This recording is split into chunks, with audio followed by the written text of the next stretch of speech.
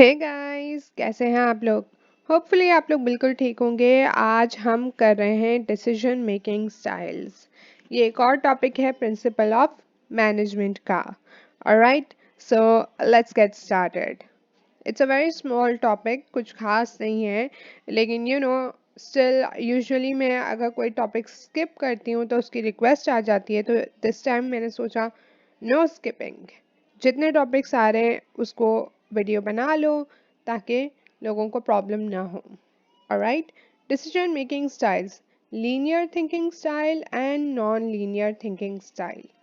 ये दो thinking style हैं जिनके थ्रू लोग डिसीजन मेकिंग करते हैं।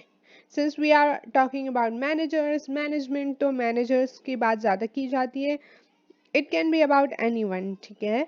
तो लीनियर थिंकिंग स्टाइल में क्या है कि आप जो है एक्सटर्नल इंफॉर्मेशन पे बेस करके अपने डिसीजंस बनाते हैं, ठीक है। इसमें आप इंटरनल पे करते हैं। अब व्हाट डज दैट मीन, इसका मतलब है कि यहाँ पे आपने फैक्ट्स देखे, डेटा देखी, स्टडीज देखी एंड सो ऑन। यहाँ पे आप अपनी फीलिंग्स देखते हो, अपनी इंट्यूशन देखते हो। अब होता है ना, कुछ लोग होते हैं आपको कहेंगे यार मुझे ये खरीदना है। क्यों खरीदना है? यार मुझे अच्छा लगता है। नाउ दैट अच्छा लगता है is non linear thinking style. क्या आप अपनी फीलिंग पे देख रहे हो, यार मुझे ये बहुत अच्छा लगा। दूसरा बंदा कहेगा यार इसकी प्राइस देखो, प्राइस के हिसाब से नहीं है, बट यू आर लाइक यार मुझे अच्छा लगा, उसकी कोई वैल्यू नहीं है। That's the non linear thinking style, और मेरा यही है। अच्छा लगा खरीद लो।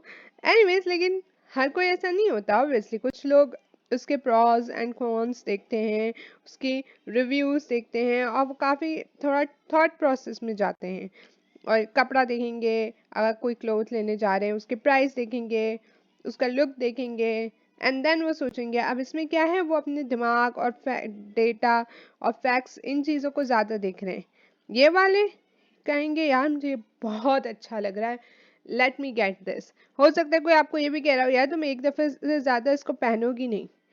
आप कहोगे नहीं नहीं, still I wanted. That's the same thing with managers as well. लेकिन ऑब्वियसली वो इतने स्टूपिड नहीं हो सकते कि आई वांटेड। बट हाँ, I don't mean stupid like मैं खुद उनमें से हूँ, बट आप डिसीजन मेकिंग जब आप एज अ मैनेजर कर रहे हो तो आपके पास रिस्पॉन्सिबिलिटी है। तो आप सिर्फ फीलिंग्स को नहीं देख सकते। तो इसमें क्या है, जब आप डेटा भी देखते हो बट आप प्रेफरेंस फीलिंग को देखते हो।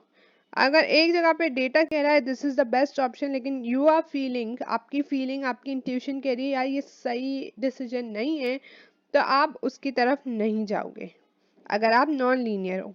लेकिन अगर आप लीनियर हो थिंकिंग स्टाइल के, तो आप डेटा की ही तरफ जाओगे। Alright, let's get started. Linear thinking style is characterized by a person's preference for using external data and facts and processing this information through rational logical thinking to guide decisions and actions. क्या है? Rational logical thinking आप use करते हैं, data और facts देखते हैं external, and then उसके basis पे आप डिसीजन बनाते हैं और एक्शन लेते हैं। Non-linear thinking style is characterized by a preference for internal sources of information, feelings, and intuition, and processing this information with internal insights, feelings, and hunches to guide decisions and actions. क्या है? आप अपनी जो personal feelings हैं, intuition है, उसको ज़्यादा preference देते हो। We are talking about preference, इसमें कहीं ओनली नहीं है, प्लीज रिमेंबर दैट, ठीक है। तो आप वो डेटा देखोगे ऑब्वियसली। अब आपके पास जैसे लेट्स से 5 अल्टरनेटिव्स थे, ठीक है। अब what's alternatives, you have to watch decision making process video for that, ठीक है। तो उसमें आपको एग्जैक्टली पता चल जाएगा हम किस बारे में बात कर रहे हैं। एनीवेज, आपके पास 5 अल्टरनेटिव्स थे, चॉइसेस थी। अब आपको ये पता चल गया कि through data B and D are the best, ठीक है, बी एंड डी। नाउ अब आप क्या करोगे? अब आप इनके डेटा इन सबको नहीं, अब आप इनके फीलिंग्स और इंट्यूशन पे देखोगे, ठीक है। आपको पता है these are good, these are profitable, सही हैं। अब आप अपनी फीलिंग्स, इंट्यूशन, इनसाइट्स, फीलिंग्स, इन सब चीज़ों को देखोगे और उसके थ्रू डिसीजन लोगे। And that's it. Those were two thinking style, basically decision making styles. I really hope कि आप लोगों को समझ आया and you guys liked it. If you did, make sure to give this video a thumbs up and do subscribe and share. And I'll see you guys in my next video. Bye guys.